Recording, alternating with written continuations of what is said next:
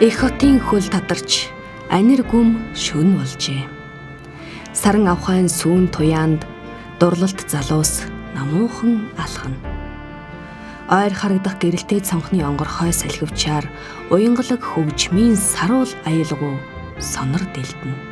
Энэ яруу дуурслын эзэн манай өнөөдрийн нэвтрүүлгийн баатар маань түнэр харанхуйд зурвасхан гийгүүлсэн гэрэл шиг богинохон амьдарсан ч уянга яруу бүтээлээрээ мөнхөд бидэнтэй цог үлджээ.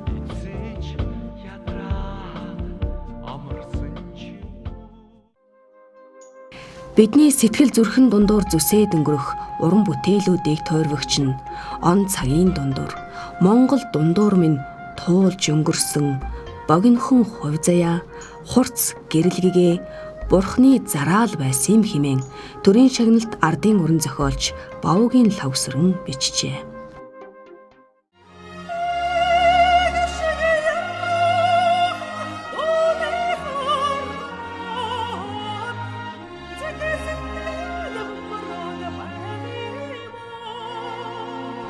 Эгшиг яруухан дууны хорвоод эмзэг сэтгэл бөмбөрөөд байх юмаа гэсэн гэгэлгэн энэ мөрөөд шиг эмзэгхэн уянгалаг хүн байлаа. Чин зэрэг. Их л сайхан байсан да. Тэгээд өнөөдрийн тэр хүний тухай ярих юм үг болгоно үнэн байгаасай. Хүмүүсийн ярихаараа тэр хүний ханаас худлаа ярьж битгий нүглүүлдээсэ. Тэр гайхамшигт хүнийг сүнсийг эргэн эрэхтэн монголчууд худалж битгий байгаасай л гэж захимаар юм санагч. Дурсах ёстой хүмүүсийн нэг бол яалтчгүй манай одоо их авьяаслаг хөгжмийн зохиолч Монголынхаа хөгжмийн түүхэнд тодорхой өөрийнхөө хувь нэмрийг оруулсан, нэрээ үлдээсэн, нэрээ мөнхөлсөн ийм хөгжмийн зохиолч бол манай Чин Зориг. Монголын ард түмэн авьяастай, чадaltaй, боловсралтай ийм хөнгүүдэн бол хүнсүүдэн бол мартдаггүй юм байна. Дотны андууд нь Чинжиг хэмээн нэрлэх хөгжмийн зохиолч 160-ны өмнө Булган аймгийн Могод суманд мэндэлжээ. Эгчээсээ олон насны зөрүүтэй төрсөн айлын ганц хүү тэр аав ээжийнхээ инхэрхэн өрн байлаа. Манай аавын ойрхон төрөл эгч нь хишигтгээд авгаа байсан. Тэр хишигтгээд авгаа манай тайл тэгээ бит хоёрыг хоёуланг нь их барьж авсан юм л. Тэгээд тэр хишигтгээд хүн миний дараа хоёр хүүхэд гараад эндээд исэн байл л дээ. Тэгээд нөгөө дүү мөн төрөхөд нөгөө тогтдохгүйгээд тоогоон төмөрч авсан юм л. Тэгээд төмөр тоогоо гэдэг нэртэй болцсон байлээ. 7-8 дугаар ангид нь үсэлсэн шиг байна. Тэгээд бид нар ч нэг төмөр тоогоогоор их дуудаад явдаг учраас сэлд Чин Зориг гэдэг сайхан нэртэй болсон. Хөдөө тэр нэгдүгээр ангид манад байхдаа энэ хөдөө ажиллаар явсан. Би төрдсөн байсан. Тэгээ нөгөө өтгч өглөө цай чанах гээд боссон чинь нөгөө пишн дээр хоёр нарийнхан мод цуулчаад нөгөө бөмбөр хийгээд нөгөө цай чанахаас өмнө ингээд бөмбөр цогч байгаа юм шиг тэгж хөдөлгөөн хийдэг байсан. Ерөөсөө л бүр дуунд их дуртай хөхт. Ер нь бол Чин Зориг өөрөө багасаа дуулдаг байсан. Тэр өөрөө тэр Монголчууд их айрхтай газар шүү дээ.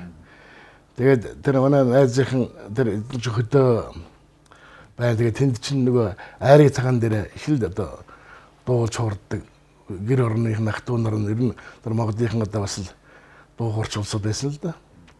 Тэгээ 10 жил цаадах чи өөрөө дуу дуулна, концертэнд их оролцсон. Тэгээд үлээр хөгжимд тэр манай тэр найзын ах нь одоо Бадам Гарав гээд тэгээ одоо үлээр хөгжмийг данх орсон биднээс ах тэгээд их нөлөө бидэндээ бол нөлөө өгөх юм нэг сайхан ах байсан. Тэр одоо үлээр хөгжимд л оруулсан санагддаг.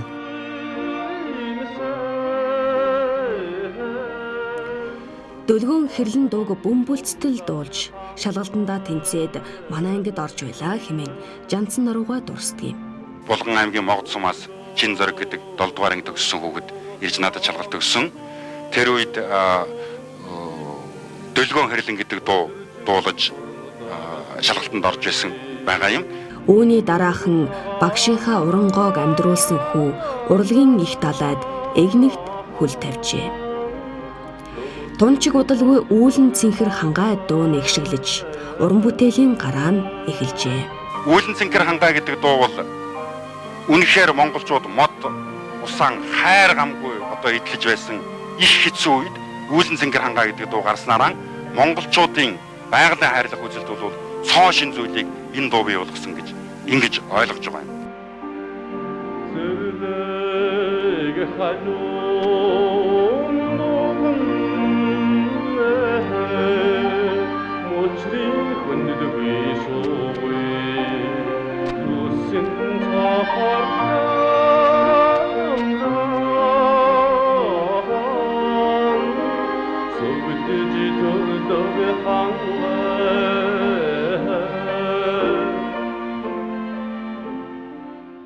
Бидний Үүлэн Цэнгэр хангаа анхны дуу бол их намтартай дуу гоё. Ой модны ажил дүрийн ойн сэдвтэй дууны уралдаан зарласан. Тэгээд тэр уралдаанд Үүлэн Цэнгэр хангаа дуу хийгээд орсон бид 2 3 дугаар байр ажиллаа. 50 төгрөгөөр шагнуулсан. 1-р байрын ойн цагдаа гэдэг дуу ажилласан. Одоо тэгээд Монголын дууны урлаг донд ойн цагдаа гэсэн дуу сурахгүй л байх юм. Үүлэн Цэнгэр хангааг хятадууд дуулж л байх юм, монголчууд дуулж л байх юм. Тэр сайн бүтээл гэдэг бол уралдаан зориулагддаг юм биш байна л гэж. Хаврын цэцгэс 7 тоо дэлгэрч, намрын навчис 7 тоо хагдирсан он жилүүдэд Уралын хөгжмийн их сургуульд суралцсан Чинзэргийн уран бүтээлийн уянга, хөгд ан, улам яруу айдсан болсон юм.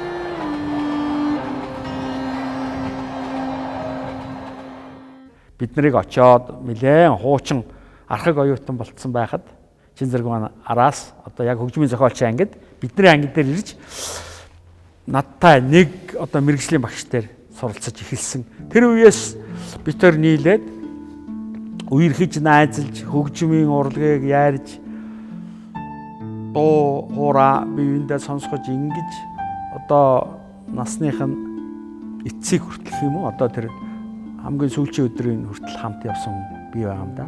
Намааг очиход 2 дугаар курст орж байсан баха. 1 жилийн өмнө очлоо яла тийм л байсан. Ер нь бол их ойролцоо. Тэгээ бид нэр нэг давхарт амьдардаг.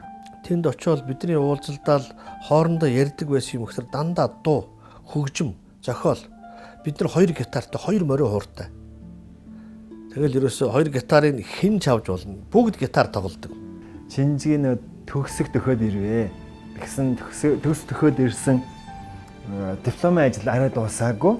Тэгс хийж чад одоо өнөө маргаашгүй дипломын ажил тоологдох болоо шалгаад авах болоод идэг. Тэгээ ерөөсөө багштай баригдчихгүй. Тэгээ ямар сэнд би барьж өгч багштай аваачих тушаад багш нь гэртээ цоожиж жагаад иж явах юм байлин. Гэртээ цоожиж чад тэр дипломын ажлыг хийнэ шүү дээ. Гэснөө Чинзгийн зохиол нь дөнгөж гараас нь гараад нөгөө нэг дуучтай өгсөн Оросын оюутнууд ч дуулахгүй штэ. Маргааш шалгалтаа гэж байгаа чи юу гэж тэд нэр авах вэ? Авахгүй. Тэгэл маргааш шалгалтаа гэж байгаа нь ч одоо эх орны нэгтнүүд нь бид нар л хэрэг болно штэ. Өмнө орон сургууль хийгээд тэгэл маргааш нь тайзан дээр гарч Элдэн уулын цуурай гэдэг бид нар анх дуулж байлаа штэ. Ингэж бид нар Чинзгийн дипломыг хамгаалуулж байсан.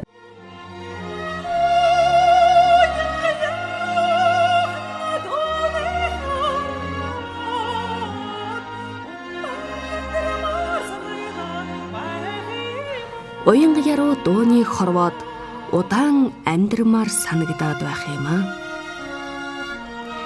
1976 онд сургуулаа төгсөж ирээд 10 жилийн дараа Чинзэрэг төрийн сойрхол хүртсэн юм. Энэ он жилүүдэд тэрээр Элдэн уулсын цуурай, оратори, Тэмүүжин дуур зэрэг хөгжмийн том бүтээлүүдээ Монголын дууны урлагийн манлай болсон олон дууга хэдийн хийчихэд байлаа.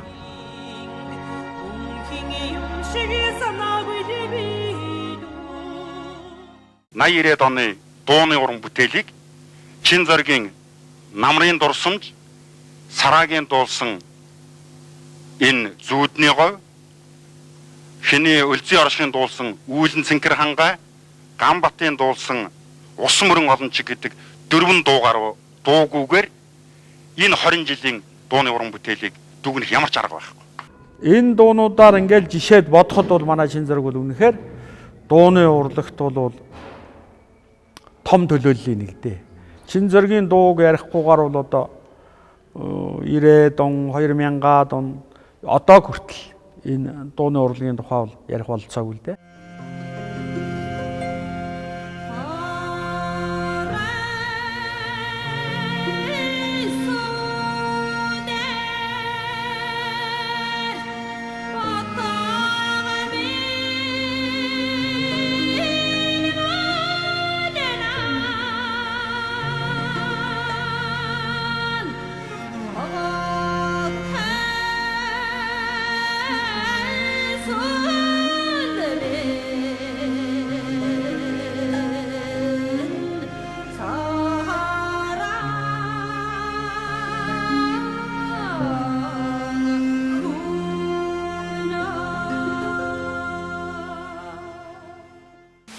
Шин зэрэг маань хөгжмийн номер хийж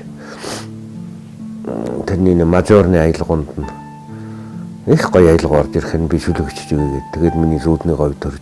Тэгээ манай чин зэрэг бол зөвхөн дууны одоо төрөл дээр ажилласан юм биш шүү дээ. Одоо том хэлбэрийн хөгжмийн одоо хэлбэрийн зохиолуудаар бол нэлээд ажилласан ийм хүн. Одоо манай сонсогчид мэдэх баха Элдэн улсын цувраа гэж алдартай сайхан оратори байдаг. Тэгээд Элдэн улсын цувраа гэдэг том кантат оратори хийсэн. Тэр оратори Монголоос л анхудаа л ЮНЕСКОгийн алтан боонд орсон бүтээлийн нэг.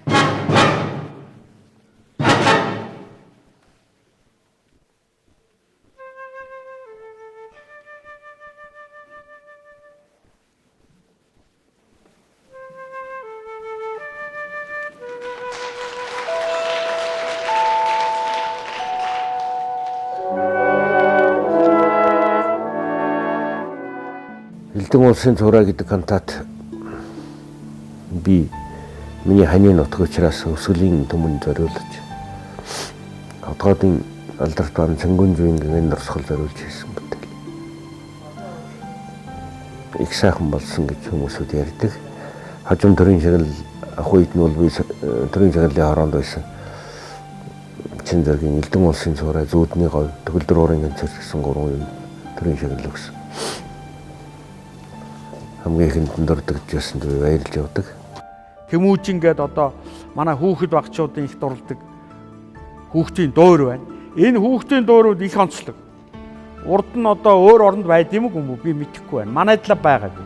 Хүүхдүүд өөрснөө хөгжмөө тоглоод өөрснөө дуулаад тэгсэн мөртлөө одоо тэр одоо тэмүүжний бага насыг харуулсан. Үнэхээр одоо чадвартай бичсэн. Үнэхээр одоо манай чин зэрэг л хийхээс өөр хүн хийхээргүй. Ийм сайхан дуур гэж би бол боддог. Тэгээ Баян хонгороос явахдаа тэр чинь юу Тэмүүжин дуур тэнд байхдаа хийгээд Чингисийн хамгийн анхны юуг л тэр дуур хийсэн юм л дээ. Урдан зохиолч тийг байсан гэж.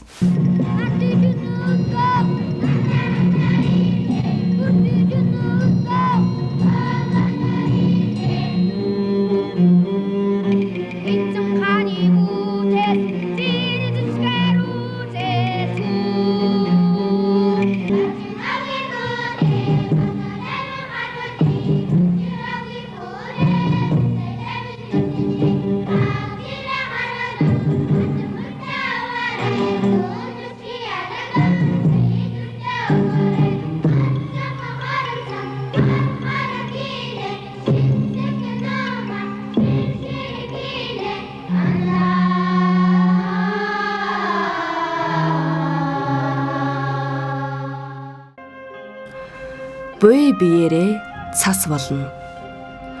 Бодорсон их цас болно хэмээн эрээн цавын нямсүрэн найрагч бичсэн шиг чинжиг дуур шигэ их шиг айзан уянгалаг аяалгүй байлаа хэмээн нүхтэн дурстаг. Ер нь өөрийнх нь зан чанар тэр дууныхаа юунд ойролцоо шүү. Ер нь тийм хурц тийм юутай биш, характертай биш. Өөрөө аюу гой дуулдаг. Өөрөө их гой сэтгэлийн одоо тийм их сайхан маш гой сэтгэлтэй, өөрөө уран зохиолыг маш их мэдэрдэг, ертөнцийн бүхэл одоо тэр тонк юмнуудыг бүгдийг мэдэрдэг тийм л хүн байсан. Би Чинзэргийн шин дуу хийчихэд төгөлдрүүрдээ суугаад дуулдаг. Дуулах нь одоо ч чихэн сонсогдол. Чинзэр шиг гоё дуулдаг хөгжим зохиолч байдаг шүү дээ. Монголд лавл байхгүй. Миний мэддгээс л байхгүй. Тэр хүн зохиож байгаа учраас тэр хүний ховийн зан чанараас эхлээд л одоо бүр өссөн орчин, тийм ээ? Өссөн төрсөн нутаг хүртэл тэр дуунд тэр хөгжимд бол яг тодорхой харагдаж байдаг шүү дээ. Энэ талаасаа бол манай Чинзэрэг Булган аймгийн хүн гэдэг нь мэдгэгдэл байгаа. Ээжийн ганц одоо ирэх хүү гэдгийг мэдгэгдэл байгаа. Тийм багаасаа дуулсан гэдгийг мэдгэгдэл байгаа. Хөгжмийн урлагт үнэхээр авьяастай сэтгэлтэй гэдгийг мэдгэгдэл байгаа шүү дээ.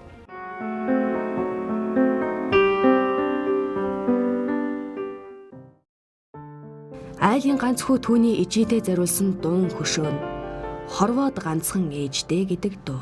Ерөөс хүн гэдэг амтан ижигээсээ төрсөн цагаас эхлээд л ижигээ зовоодог бололтой. Харин хорвоогийн бүх ээжүүд хайр инрэл бүхнээ үрдээ зориулдаг өвөөмөр сэтгэлтнүүд билээ. Жинжигийн намхан буурал ижиж бүхэл амьдралынхын турш түүнтэй хамт байжээ. Наран надавч харламгүй насны саягтай усигтан барунгангийн усарубач. Ер нь бол тэр урлагт орохт нь бол тэр эжин говьяа бол агуу их. Тэр аялгауг бол тэр ээж л сэтгэлд нь хийж гисэн баг л гэж би дотроо боддог шүү дээ. Ачиг тамны харуулахсаа.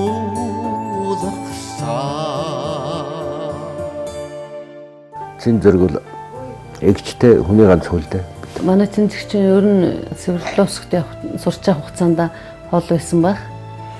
Тэгээ бос цаг үед бол хамт байсараа л хороогийн мөксөг үзүүлсэн шүү дээ. Мужитэй нь бол би одоо их очиж уулзсан бид нар чинь очиж суун.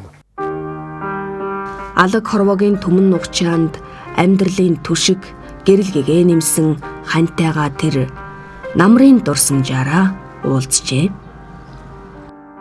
Алтай ах маань надад нэг нэвтрүүлгийн дуу төрсөн төх нэвтрүүлэгт маань нэг захиалга өгсөн. Тэгээд тэр маань юу байсан гэхдээ зэрэг намрын дурсамж дууны түүхийг чи хийгээд хийчээ. Тэр дуу ер нь яаж бүтсэн түүхтэй дуу юм чи нэг хийгээд яагаад гэвэл нөө Чинзэргийн чинь би муу байна. Тэр нутгийн чүүний би муу байна. Тэгээд азар холбогдож тухайн үед тэгээд их сайхан нэвтрүүлэг хийсэн. Амрацын хэр борооширсэн. Намрын хонгорд шэд орстачи. Ариухан үрхээ санахын жаргалаа. Аллас нутгаас дуулсан дари.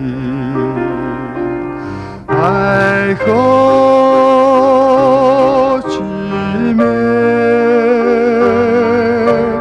алгын зүрхний тэгэл байждэ.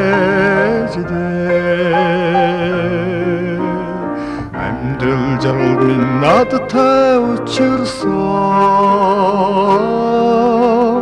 Алдрай насны дурсгал байжээч. Энэ дууны тухай нэвтрүүлгээс л битээрээ хөдөлсөж ирсэн.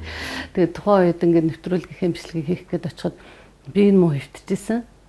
Тэгээд нөгөө нэвтрүүлгийн бичлэгт орно гэдэг босоод ирсэн. Тэгээд надад тийм айгуу тийм хайрын хүн гэсэн нэг харуулсах сэтгэл их төрж исэн. Тэгээд өрөвдөх хайрлах сэтгэл илүү гарсан баг. Тэгээд аль болохоор л би нөгөөд ингэж харцсан. Тэгсэн намайг явахад бүх нөгөөд ингээд дууныхаа CD-ийн биш тухайд нөгөө касет мэсэтийг өгөөд энэ нэг ч нөгөө нэвтрүүлэгч хэрэг болж магадгүй сонсоорой гэл. Тэгэл бичлэгээ хийгээ явсан, хаснууд аваа явсан. надлуу уцаар ирэл хизээ нэвтрүүлэг гарах гэж байна гэл утастаал ирээл монтаж нь хизээ хамт очи сууя. Тэгэл босцсон шүү дээ. Тэгээ босоод ирсэн. Тэгээ нөгөө биеийн муу байсан хүн чинь босоод ирсэн. Нэвтрүүлгийн маань монтажийг ямар болсон гэж ирд суугаад ярилцаал. Тэгэл хүн тийм ингээд гоё хаар чинь тэгэл хоёлаа би нөгөө та ингэж удаан явж болж байгаа мó ингэж байгаа мó гэл ингээд сэтгэл гаргаал ингээд тэг зүгээр би зүгээр гэл эсэг алхмаараа нэтэр гээд тэгэл тэгж явсараа намрын дурсамж дүүнийхээ дуутарсан төгөөд битэрийн амьдралгаар тэгээд эхэлсэн шүү дээ. Өөлн чөлөөний нар шиг богинохон энэ амьдралаас өөрийнхөө үйлсийг залгах ихэр охидтой болоод тэр буцсан юм. Хорвоо заримдаа хатуугаас хатуу байдаг. Ихэр охидоо үнсэж жамжилгүй хорвоогоос оджээ чинжиг. Битэрийн хамт амьдэрсэн хугацаа угаасаа богинохон.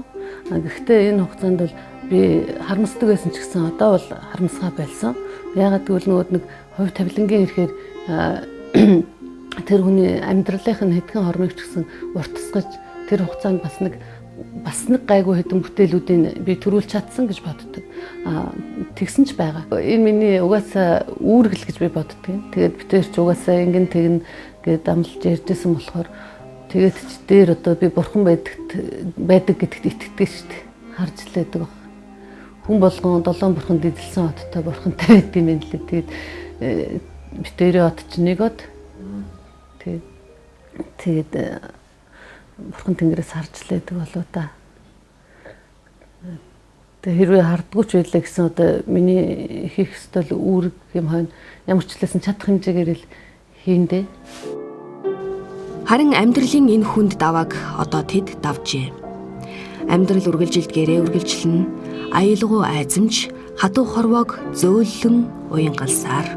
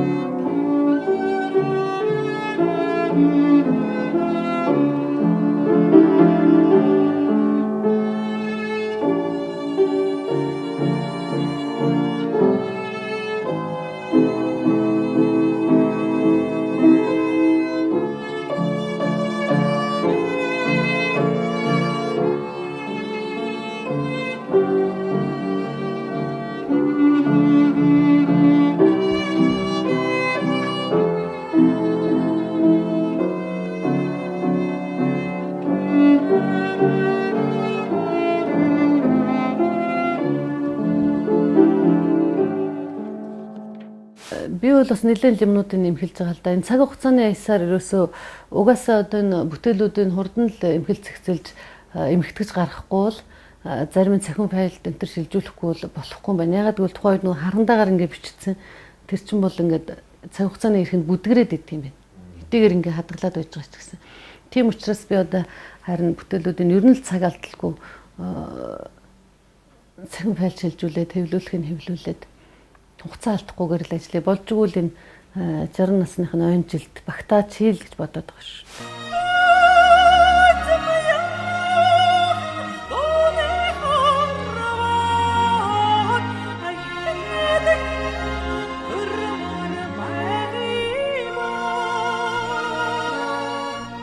Айзам яруухан дууны хорвоод ахин дахин төрмөр байх юм аа. 1994 онд дууны хорвоо гэсэн энэ дуугаараа Чинжиг морин хуурын наадмын тэргүүн шагналыг гардаж байжээ. Чухам түүний удаг, уянга шингэсэн бүтээлүүд эдгэж олны дунд амнаас ам дамжин сэтгэлээс сэтгэлд хүртэл дуулагцаар буйн хөгжмийн зохиолчийн овдс буйзаа. Сэлэнгэ би сэлүүхэн динжээч нэргүй сэлэнгэ би сэрүүхэн булгашин туслаа гэсэн уянгийн сайхан шүлгэн одоо манай ширтийн нэвтрүүлэг суулж байгаа Монгол улсын төрийн сархилт хөгжмийн зохиолч Чин Зориг аяг хийж сэлүүн динжин яргүй гэсэн ийм сайхан дуу гарсан. Ундаа цай минь тамны тусаад 오점한 сэтгэлэн тамны долго уйхан холоч тамны цалига сэлэнгэ би сэлүүхэн дэндичин яргүй сэлэнгэ би сэлүүхэн булгэчин дутаа. Ер нь тэр нэг хүний бүтээгээд орхицсан суврагыг өөр хүн бүтээдгүй юм байна л да гэж би бодоод байгаа шүү дээ. Яг хөө дэлхийн сонгодгуудыг харсан тэр одоо ерөнхийдөө хүн цаг хугацаа эрхийн цаг хугацаа өнгөрөх тусам алт гэлэлцдэг гэдэгтэй адил цаг хугацаа одоо ингээд өнгөрөх тусам тэр бүтээлийн чанар, хүний чанар танигдаж тодорч идэм байна л гэж би бодоод байгаа. Уран бүтээлчийнхээ талаас хийсэн богинохоноос л ер нь бол одоо жишээ нь их том Рожер, Бетховен, Моцартын тэр бол их урт наслаагүй шүү дээ. За тэгээд Монголд ч гэсэн ингээ харахаар зэрэг хангалуун энэ тэр бол их сайхан урт наслаагүй. Богинохон наслах хугацаанд мөнхөд дурсгах бүтээлүүд хийсэн байт юм. Энэ би тэгээд ингээд эргцүүлээ бодоод байхаар энэ сод авьяастай улсууд багтаж яддаг. Тэгээд хизээч мартагдахааргүй юм бүтээгээл тэгээд цагаас хэрт яваад өгдөг. Тийм л харамсалтай хөв тавилан. Бүтээсэн дуунууд нь дахин шинээр амьлаж түүнийг ахин дахин төрүүлсээр байгаа нь зөв бэлгийн биелэл, уран бүтээлийнх нь их хүч, гарцаагүй мөн хэмээн түүний багш Жанцнаруу бичжээ. Мэдхгүй би чин зөргөөс хойш тийм их гар нийлж, тэгж их сэтгэл нийлж уран бүтээл хийсэн хөгжмийн зохиолчийг санахгүй байна. Бэлгээ битэр бол багшийн сургуулийн нэг анги. Одоо 68 онд бид нар нэг ангид орсон. Тэгээд одоо бурхан Тэнгэрийн орондоо тутлал нь бол 40 гаруй жил хоёулаа хамт явсан ийм болсон. Чин зэрэг маань тэрний дараах нь учирсан ч гэлээ гэсэн одоо бас л бурханы оронд ортол нь очтол нь ингэж цуг явсан. Ийм учраас энэ хоёрыгоо өгүүлэх сэтгэл бол үнэхээр байлгүй яах вэ? Ялангуяа хөгжмийн урлаг одоо шинэ юм зохиол, шинэ зохиол бичсэн үед ч юм уу сонсуулах юмсан тийм ээ. Чин зэрэг маань юу гэх бол бэлэг жаргал маань юу гэх бол гэсэн сэтгэл бол үргэлж төрдөг. Чин зэрэг бол миний сэтгэл том орон зай ажиллаж одоо болтол сайхан дурсамжаар босч ирдэг бол олон хүний босгож авчирмаар байна шүү. Чин зэрэг гэж хөгжмийн зохиолчтой их хэрүүлийн үзүүрт учирсан бид азтай бас уртд түүнийгээ байлгаж, хайрлаж, ур ухааны уянгын шимийг нь хүртэж чадаагүй дээ бид бас аз муутай ажаам. Бүтээлээр үргэлжлэх мөнхөрлийн тухай бид бишгүй ярьдаг.